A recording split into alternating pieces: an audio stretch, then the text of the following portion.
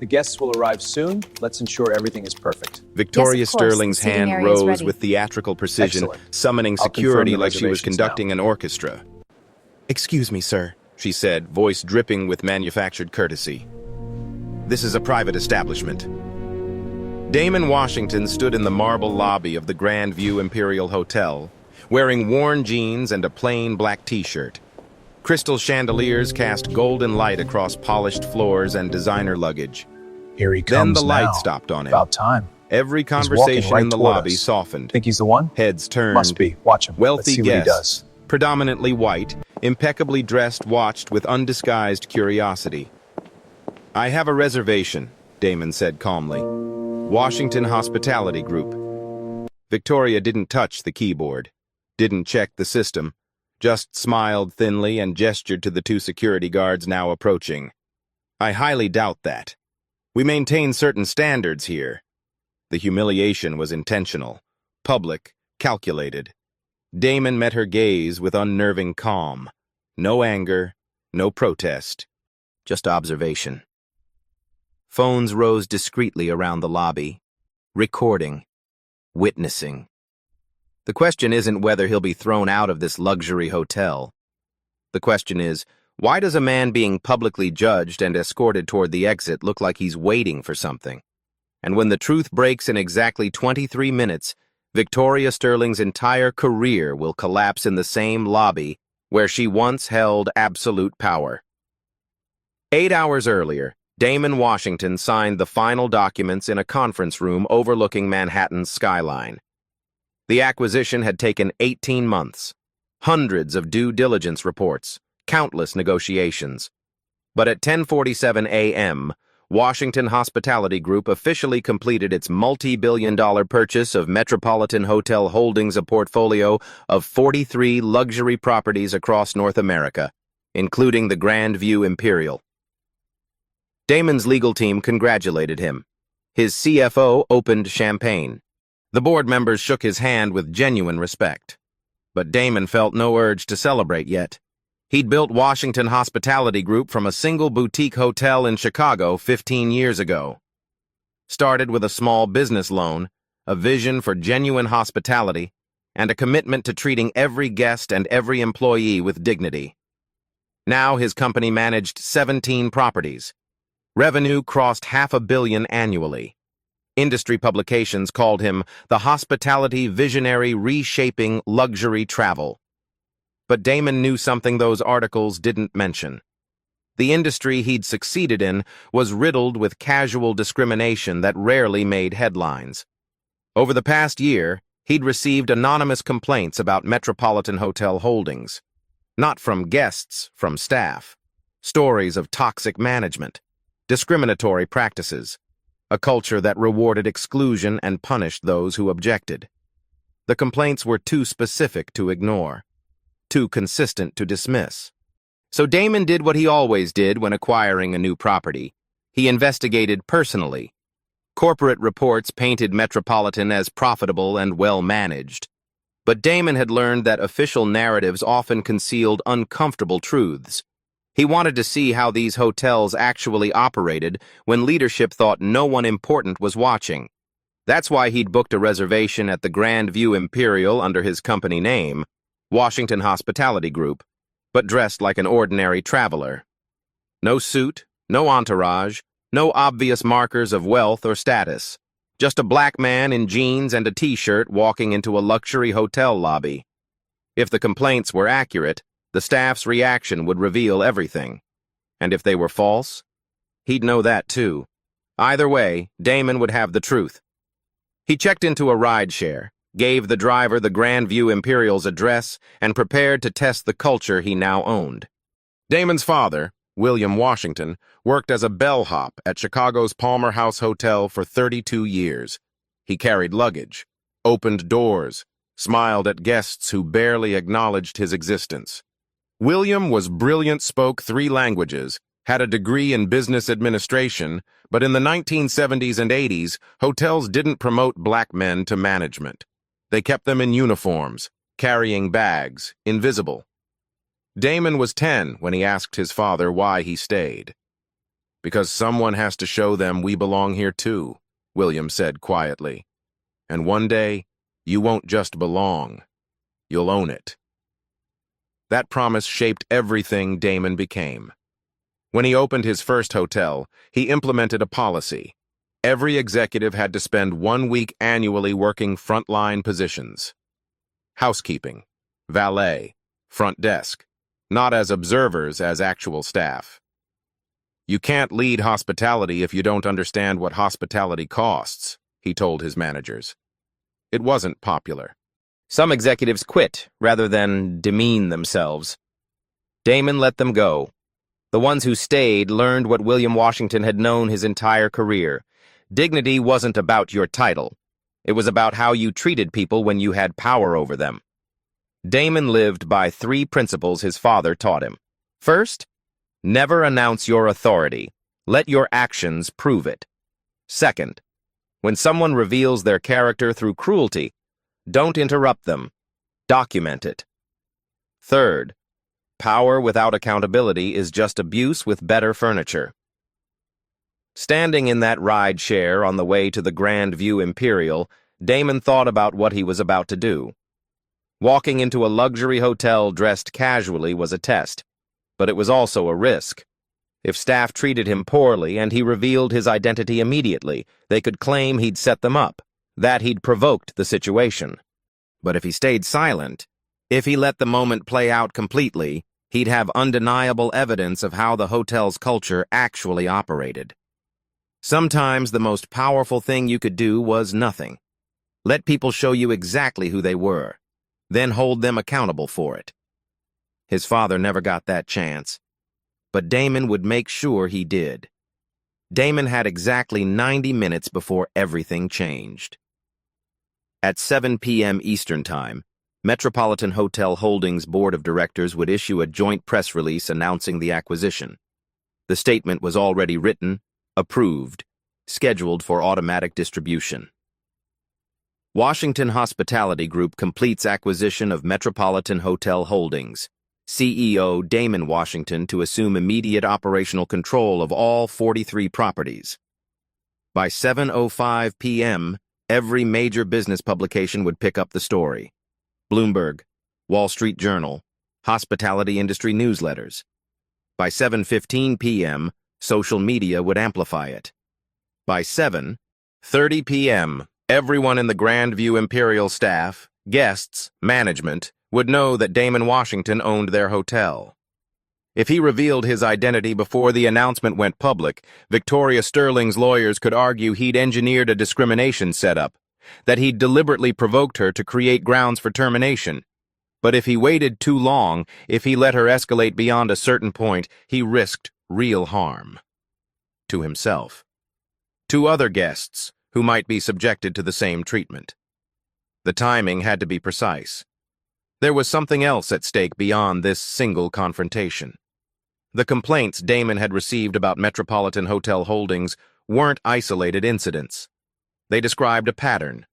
Discrimination complaints filed and buried, settlement agreements with non-disclosure clauses, employees who reported problems suddenly finding themselves transferred or terminated. A system designed to hide abuse rather than address it.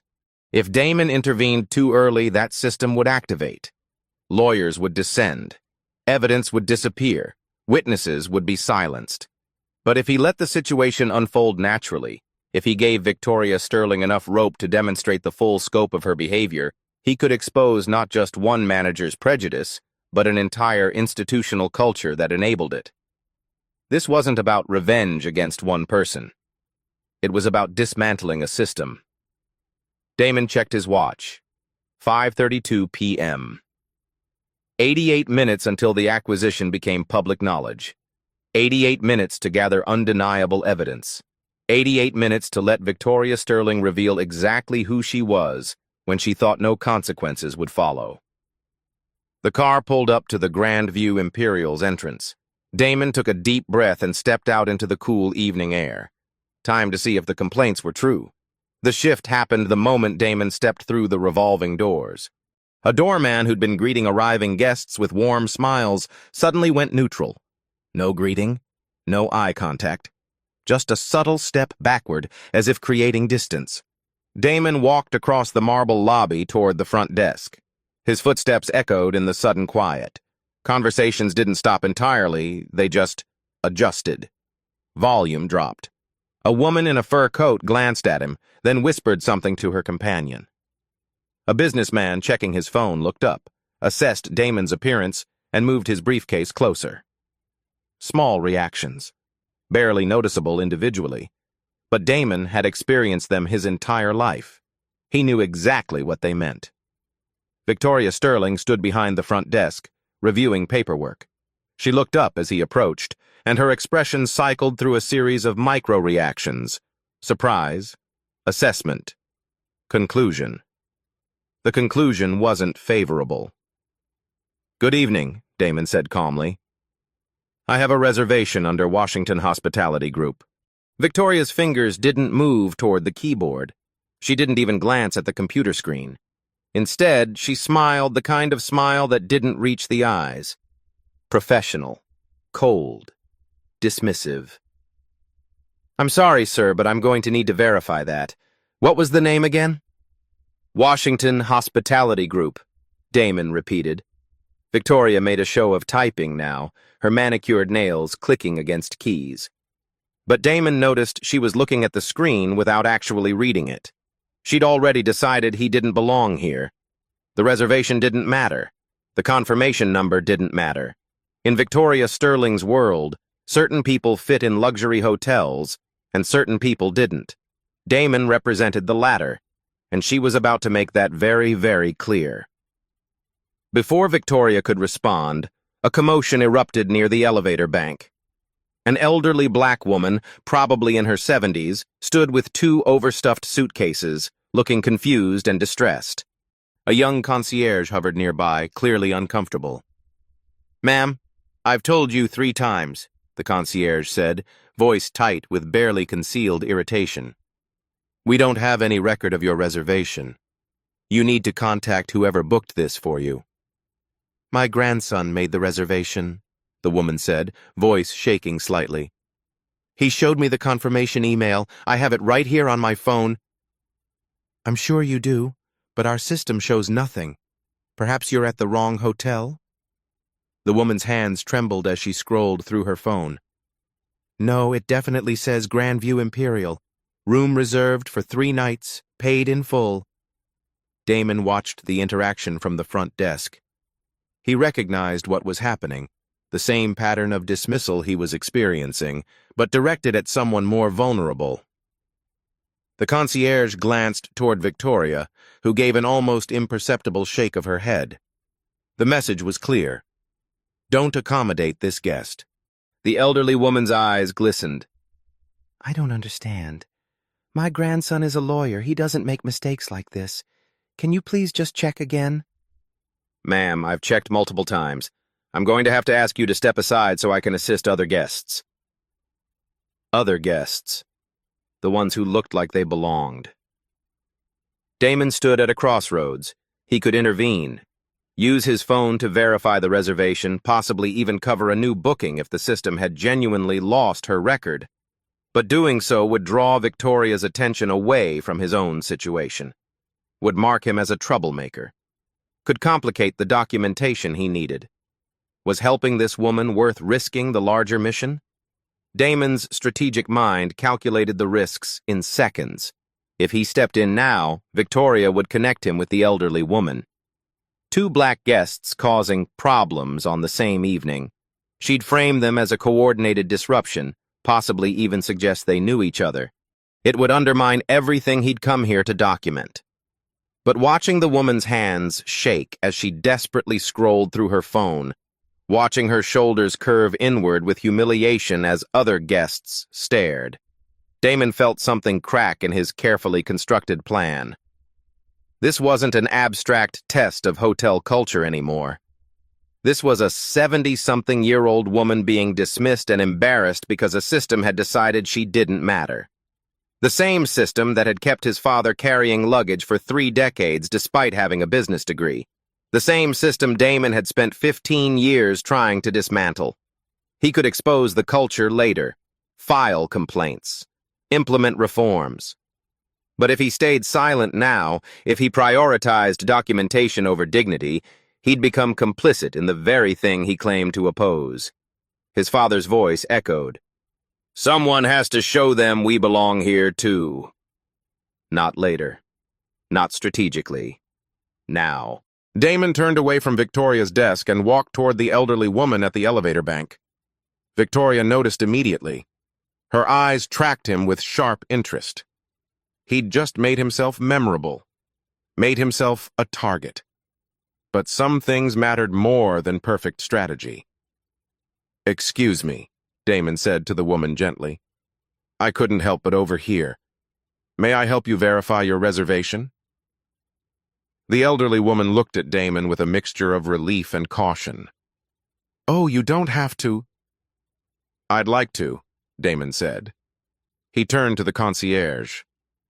"May I see the reservation system?" The concierge stiffened. "Sir, that's not something guests can access." "I'm not asking to access it. I'm asking you to search for her confirmation number while I watch." Transparency. The concierge glanced toward Victoria, who was now walking over, heels clicking against marble. "Is there a problem here?" Victoria asked, voice sharp. "No problem," Damon said calmly. "Just helping a fellow guest verify her reservation." "Sir, I'm going to have to ask you to return to the front desk. We're handling this situation." "You're not handling it," Damon said, voice still even but firmer now. "You're dismissing it. There's a difference." The woman handed Damon her phone, showing the confirmation email. He read the details aloud. Reservation number 4728-GV. 3 nights. Prepaid. Confirmation sent from your reservations department 4 days ago. The concierge reluctantly typed in the number. His expression changed. The reservation was there. "Oh," he said quietly. "It was filed under a different spelling of the last name. I see it now." Victoria's jaw tightened. "Well then, let's get her checked in." She turned to Damon, eyes cold. "And now, sir, I believe we were in the middle of verifying your reservation. Shall we?" It wasn't a question. It was a challenge. Damon had just made himself her target. No going back now. Victoria walked Damon back to the front desk with deliberate slowness, ensuring every guest in the lobby watched. "Now then," she said, loud enough to be heard clearly. "Let's sort out this confusion about your reservation." She typed with exaggerated precision, eyes on the screen, lips pursed.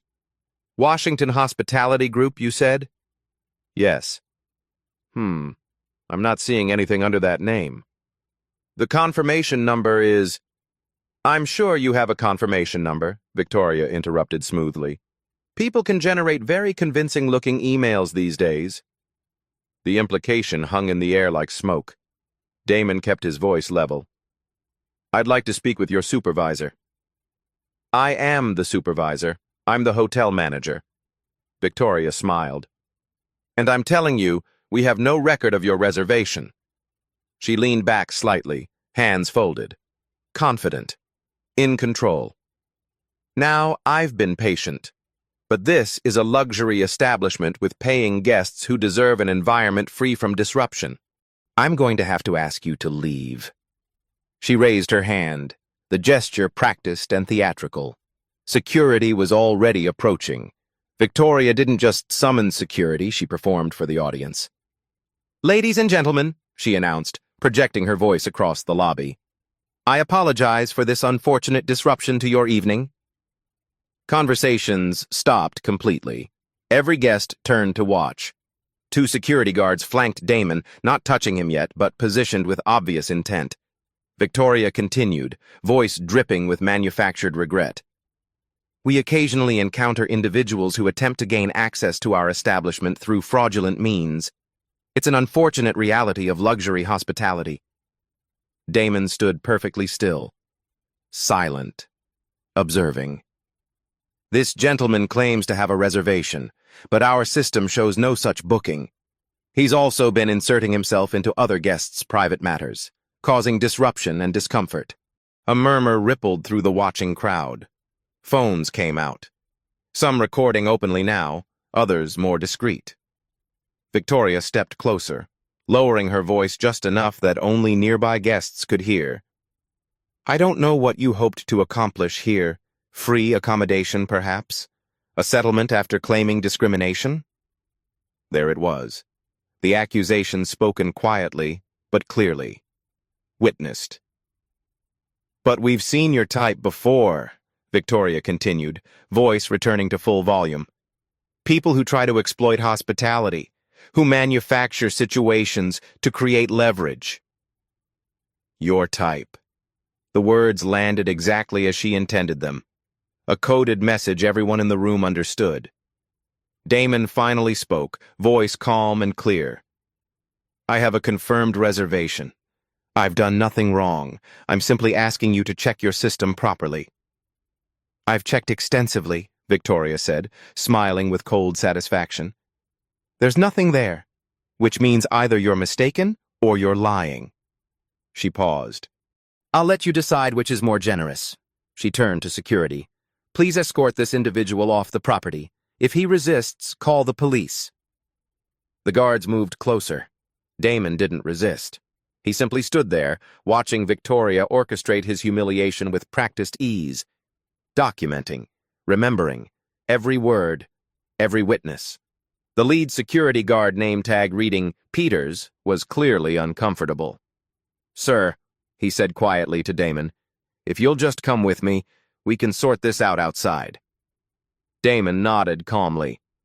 I'll cooperate fully, but I'd like to state for the record, in front of all these witnesses, that I have a valid reservation and have committed no offense.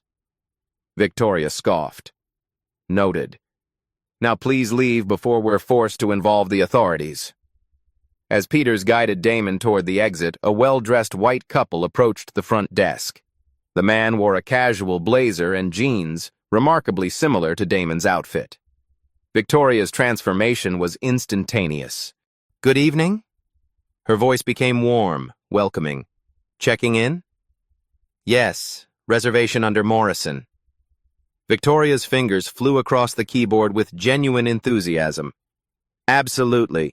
Let me pull that up for you. Can I offer you complimentary champagne while I prepare your keys? We're so delighted to have you staying with us. The contrast was so stark, so immediate, that several guests exchanged uncomfortable glances. One woman pulled out her phone and began typing rapidly, posting to social media based on the speed of her thumbs. Peters noticed, too. He slowed his escort of Damon, clearly conflicted about what he was being asked to do. Ma'am, Peters said, turning back to Victoria, maybe we should double-check the reservation system. Sometimes there are glitches. There's no glitch, Victoria said sharply. I've verified multiple times. This man has no legitimate business here. But if we could just... Peters, are you questioning my authority? The security guard went quiet. Job on the line, mortgage to pay, family to support. He turned back to Damon. I'm sorry, sir. I have to ask you to leave. Damon walked toward the exit with dignity intact, flanked by security, watched by dozens of witnesses. Outside, under the hotel's elegant awning, he finally reached for his phone. 53 minutes until the acquisition announcement. Close enough. Inside the lobby, the elderly woman Damon had helped stood near the elevator with her luggage, watching the scene unfold. She wanted to speak up, to tell everyone that the man being escorted out had just helped her when no one else would, that he'd been kind, patient, respectful. But she was 74 years old, traveling alone, and had just barely secured her room after being told her reservation didn't exist. If she made a scene, if she challenged the manager, would they find a reason to cancel her booking too? She stayed silent. A young front desk clerk named Michael stood at the concierge station, hands gripping the counter edge. He'd worked at the Grand View Imperial for 3 years. He'd seen this before. Not often, but enough to recognize the pattern. Guests who looked a certain way were questioned more aggressively. Their reservations lost more frequently. Their requests handled with skepticism rather than service. Michael had reported it once, 6 months ago.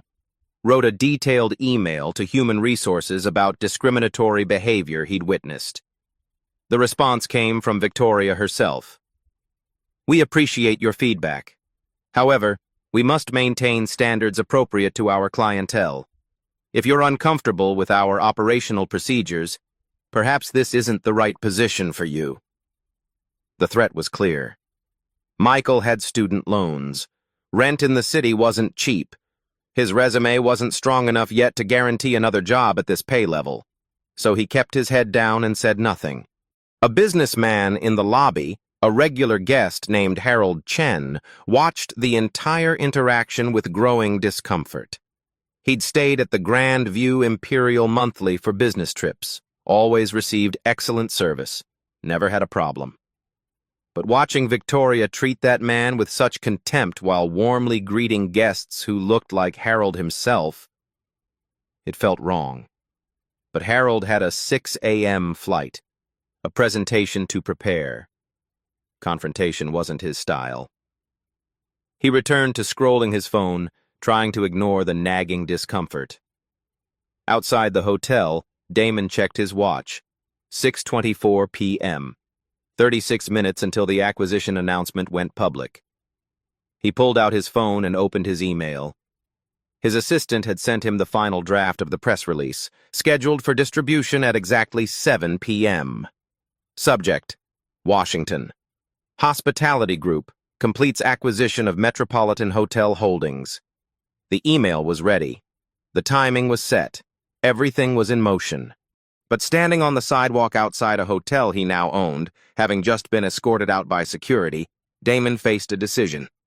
He could wait. Let the announcement hit on schedule.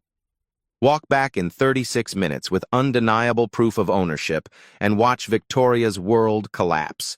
Clean, strategic, perfectly timed. Or he could accelerate. His phone showed 17 missed calls from his executive team, text messages piling up. "Damon, social media is blowing up. Someone live-streamed an incident at Grand View Imperial. Is that you? Twitter is calling for boycotts. Do we respond? Bloomberg just reached out asking about discrimination allegations. What's our statement?" The situation was already spiraling beyond his control. Damon opened Twitter. The live stream had gone viral. 42,000 views in the last 30 minutes. Comments exploding. "This is disgusting. Manager literally escorted a black man out for no reason." Meanwhile, treating white guests like royalty. Same exact outfit. "Someone find out who owns this hotel and fire everyone." The irony wasn't lost on Damon. He looked back through the glass doors. Victoria was chatting pleasantly with guests, completely unaware that her career was disintegrating in real time across the internet. Peters, the security guard, stood near the entrance, checking his own phone. His expression shifted shock, then horror, then a slow turn toward the lobby. He'd just seen the news. The acquisition announcement had leaked early. Peters stared at his phone screen, face draining of color. Then he looked at Damon, then back at his phone, then at Damon again. "Sir?" Peters said quietly, voice shaking slightly. I need to ask you something." Damon waited. "Are you Damon Washington, CEO of Washington Hospitality Group?" "I am." Peters's hands trembled. "The company that just purchased Metropolitan Hotel Holdings, which owns this hotel. Yes." The security guard looked like he might be sick. "Oh my God. Sir, I'm so sorry. I didn't know. She said I was just following orders." "I know," Damon said calmly. "You were doing your job." Inside the lobby, phones started buzzing. A cascade of notification chimes. Guests pulled out devices, read messages, eyes widening. Harold Chen, the businessman who'd stayed silent earlier, suddenly stood up from the lobby sofa. He walked quickly toward the front desk. Michael, the young clerk, received a text from a friend. Dude, isn't that your hotel? Washington just bought your whole chain. CEO got kicked out tonight. It's all over Twitter. Michael's hands froze on the keyboard. The Morrison couple, who'd just checked in, showed Victoria their phone. Isn't this the hotel we're in? Victoria glanced at the screen. A breaking news alert from Bloomberg. Washington Hospitality Group completes $2.8 billion acquisition of Metropolitan Hotel Holdings. CEO Damon Washington to assume immediate control. Below it, a professional headshot of the man she'd just had escorted out. Victoria's face went white. The phone slipped from her suddenly nerveless fingers and clattered on the marble counter. Every person in that lobby staff, guests, security was now staring at their phones, then at Victoria, then toward the entrance, where Damon Washington stood calmly outside the glass doors, waiting. Victoria's brain scrambled for an explanation, a defense, anything. That can't be right, she said, voice tight. There would have been notification. Corporate would have told us. Michael, the front desk clerk, pulled up the company intranet on his screen. An official announcement glowed at the top. Urgent. Ownership transition. Effective immediately. All Metropolitan Hotel Holdings properties are now under Washington Hospitality Group management. CEO Damon Washington has assumed operational control. Further details to follow. The timestamp, 6:18 p.m., 8 minutes ago. Victoria snatched the mouse and scrolled frantically. This had to be a mistake. A hack. A cruel prank. But the official letterhead was there. The board signatures, the legal language. It was real. She'd just had the new owner of her hotel forcibly removed from the premises. On camera, in front of dozens of witnesses, while treating him like a criminal. Victoria's carefully constructed authority, 15 years of managing luxury properties, of cultivating connections, of building a reputation, began crumbling in real time. Harold Chen approached the desk, phone in hand. Ms. Sterling, I think you need to see this. He showed her Twitter. The live stream had exploded. 68,000 views, comments pouring in by the second. She literally had the owner thrown out. This is career suicide in 4K. Washington Hospitality is known for zero tolerance on discrimination. She's done. Victoria's legs felt weak. She gripped the counter for support. This couldn't be happening. She'd been careful, professional. She'd simply maintained standards, protected the hotel's reputation, ensured appropriate clientele. No. Even in her own mind, the justifications sounded hollow now. She hadn't been protecting standards. She'd been enforcing bias. And she'd done it to the one person who had absolute power to hold her accountable. Outside, through the glass doors, Damon Washington remained standing calmly. Not angry, not gloating, just waiting for her to realize exactly what she'd done, and exactly what it would cost. Standing outside under the hotel awning, Damon thought about his father. William Washington had faced moments like this hundreds of times. Thousands, probably. The subtle dismissals, the assumptions, the casual cruelty of people who never faced consequences because the system protected them. His father never got to confront those people, never got to stand in a position of authority and demand accountability. He just endured, smiled, carried the luggage, went home exhausted, not just from physical work, but from the constant weight of being invisible. Damon remembered one conversation when he was 16. Dad, why don't you report them? When they treat you like that? William had looked at him with tired eyes. Report them to who, son? The manager who hired them? The owner who allows it? The system that expects it? But it's wrong. Of course it's wrong. William set down his coffee. But wrong doesn't matter when you don't have power. They can be as wrong as they want, and nothing changes. That's why you're going to college. That's why you're going to build something they can't ignore. Damon had built that. But standing here now, Having just experienced the same dismissal his father endured for decades, he felt the full weight of what his father had carried. The difference was, Damon could do something about it, not just for himself, for every person who'd walked into that lobby and been judged before they spoke, for every employee who'd reported discrimination and been silenced, for every guest who'd been made to feel they didn't belong. His father never got justice, but Damon would make sure this system couldn't continue protecting people like Victoria Sterling. He took a deep breath and walked back toward the entrance. Time to finish this. Damon walked through the revolving doors for the second time that evening. The lobby had transformed. Every guest stood or sat with phones in hand, eyes darting between screens and the entrance. The casual elegance had been replaced by electric tension. Victoria stood behind the front desk, face pale, hands gripping the counter. Damon approached calmly. Same measured pace, same dignified bearing. "Good evening," he said, voice carrying across the silent lobby. "I believe we were interrupted earlier." Victoria's mouth opened, closed. No words came out. Damon reached into his pocket and placed a business card on the marble counter. Embossed lettering. Professional, undeniable. Damon Washington, Chief Executive Officer, Washington Hospitality Group. "I had a reservation," Damon continued, "under Washington Hospitality Group. Perhaps you'd like to check your system again?" Victoria stared at the card like it might burn her. Peters, the security guard, stepped forward. "Sir, I owe you a profound apology. I should have verified—" "You were following orders," Damon said. "I understand that." He looked at Victoria. "The question is, why were those orders given?" Silence. Harold Chen spoke up from across the lobby. "I saw the whole thing.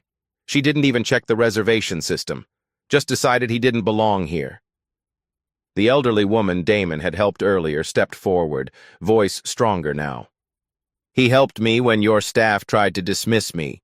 He was kind and respectful. Everything your manager was not." Michael, the front desk clerk, pulled up Damon's reservation on his screen. "The booking is right here. Has been for 3 days. Washington Hospitality Group Executive Suite, confirmed and guaranteed." Victoria finally found her voice. There must have been a system error.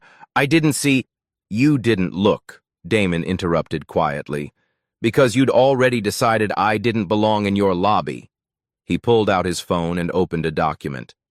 "Over the past 6 months, I've received 14 complaints about this specific hotel. Discriminatory seating assignments, different service standards based on guest appearance, employees reporting bias and facing retaliation." He showed his screen to the gathering crowd. Official complaint forms, dates, details, names redacted for privacy, but the pattern unmistakable. 3 employees filed formal grievances with Human Resources. All 3 were either transferred or terminated within 60 days. Settlement agreements were signed with non-disclosure clauses. Michael's eyes widened. He'd been one of those employees. Damon looked directly at Victoria. "You've created a culture where discrimination is protected and accountability is punished. That ends tonight." Victoria's lawyer instincts kicked in: deny, deflect, minimize. If there were complaints, they were investigated properly. HR followed protocol. HR followed a protocol designed to bury problems, Damon said, which is why, as of right now, I'm implementing immediate changes across all 43 metropolitan properties. He addressed the entire lobby now. Staff, guests, witnesses. Effective immediately. Every discrimination complaint will be investigated by an independent third party. Every settlement will be reviewed. Every employee who was silenced will have the opportunity to speak without fear of retaliation. He turned back to Victoria. "And you are terminated, effective immediately." Victoria's face flushed. "You can't do that. I have a contract, employment protections. You need cause." "I have cause," Damon said calmly. He pulled out a tablet and opened a video file.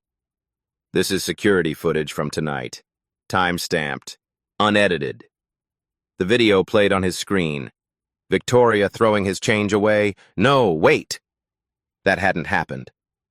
Damon corrected himself mentally. The video showed Victoria refusing to check the reservation system, her immediate dismissal, the theatrical summoning of security, her warm treatment of white guests moments later. The contrast was damning. This footage, combined with documented complaints, witness testimony, and your own statements tonight, constitutes grounds for immediate termination under Washington Hospitality Group's zero-tolerance discrimination policy. He closed the tablet. You have 1 hour to collect your personal belongings and surrender all hotel property. Security will escort you. You'll receive formal termination paperwork within 72 hours. Victoria looked around desperately, for support, for sympathy, for someone to challenge this. She found only silence and averted eyes. "This is," she stammered, "this is unfair. One incident." 14 complaints, Damon corrected. 3 lawsuits settled, multiple employees silenced. And tonight, witnessed by dozens, you demonstrated exactly the behavior those complaints described. He gestured to Peters. "Please escort Ms. Sterling to her office to collect her belongings." Victoria's hands shook as she removed her name badge. 15 years of authority, stripped away in 15 minutes. She walked toward the employee entrance, flanked by the same security guard who'd escorted Damon out an hour earlier. The lobby remained absolutely silent until she disappeared from view. Then, slowly, Michael started clapping. The elderly woman joined him. Within seconds, genuine applause filled the marble lobby. Not for revenge, for accountability. Damon raised a hand, quieting the room. "This isn't a celebration. It's a beginning.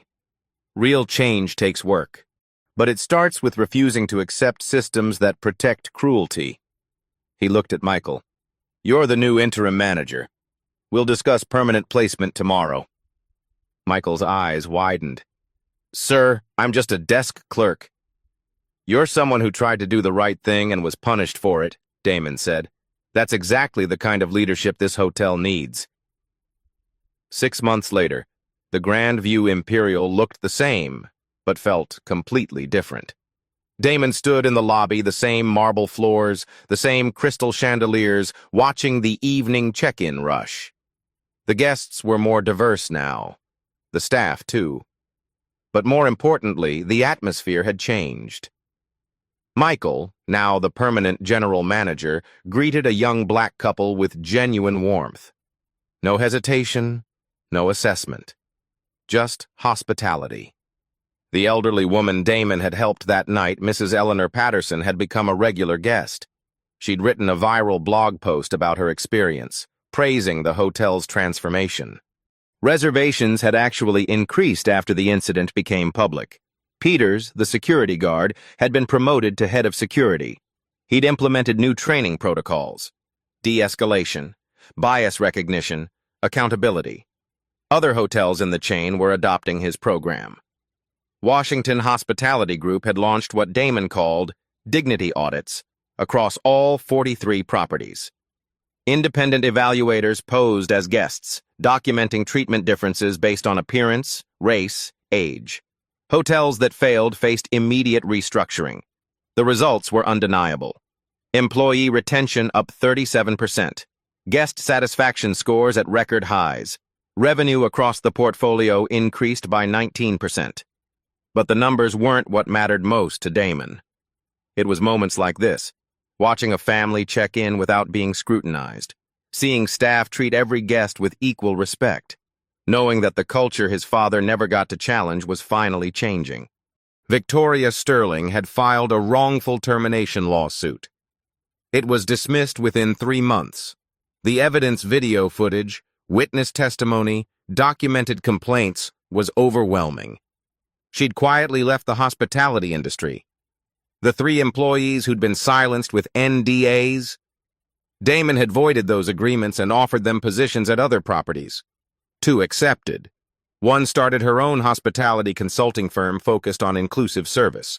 The incident had sparked industry-wide conversations about discrimination in luxury hospitality. Other hotel chains implemented similar reforms. Trade publications ran features on the Washington Standard, transparent accountability, independent complaint review, zero tolerance. Damon thought about his father often. Wished William could see this. See a lobby where black guests walked in without bracing for judgment, where staff didn't have to stay silent about injustice. His phone buzzed. A text from his executive team. Another property requesting dignity audit training. Dallas Regency wants to implement the full protocol. Damon smiled. Change was spreading, not because of one dramatic confrontation, but because people were finally being held accountable for behavior that had been tolerated for too long. Power didn't reveal character. It exposed it. And when that exposure led to real consequences, not just apologies, but systemic transformation, people started making different choices. The lobby that once staged his humiliation now represented something else entirely. Proof that dignity isn't a privilege reserved for those who look a certain way or carry a certain status. It's a right, owed to everyone, enforceable by those with courage to demand it.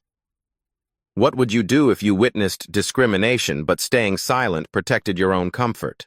And more importantly, what systems are you willing to challenge to ensure it never happens again?